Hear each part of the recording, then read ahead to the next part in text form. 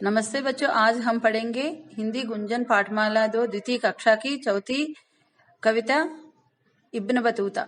इस कविता की कवि सर्वेश्वर दयाल सक्सेना। ये बच्चों, इस कविता में पहले तूफान के बारे में चर्चा करना चाहिए। तूफान मतलब जोर की आंधी के साथ बारिश आना। जब अब बाहर निकल सकते हैं? नहीं। अगर ऐसी तूफान में बाहर निकल गए तो बारिश में भीग जाएंगे और आंधी की वजह से हम डर भी जाएंगे।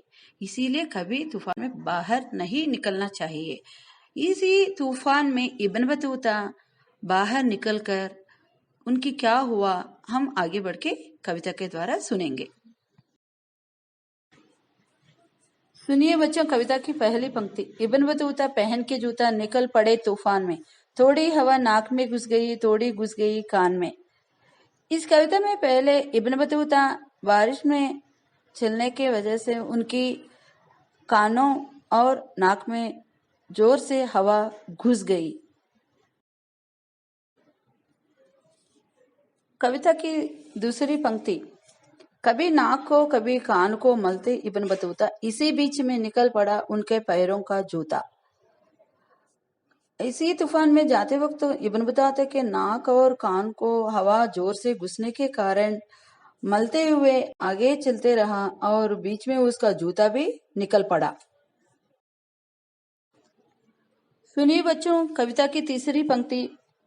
उड़ते उड़ते जूता उनका जा पहुंचा जापान में, इब्न बतूता खड़े रह गए मोची की दुकान में।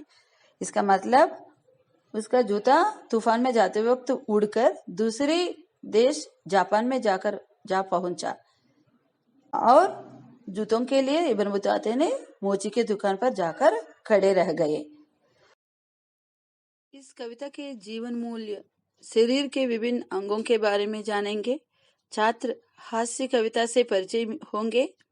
छात्र विभिन्न मौसमों में आने वाले परिवर्तनों के बारे में जानेंगे। कल्पना शक्ति का विकास होगा। एक नए देश जापान के बारे में जानकारी प्राप्त होगी। मोची के बारे में जानेंगे और वह हमारी किस तरह मदद करता है।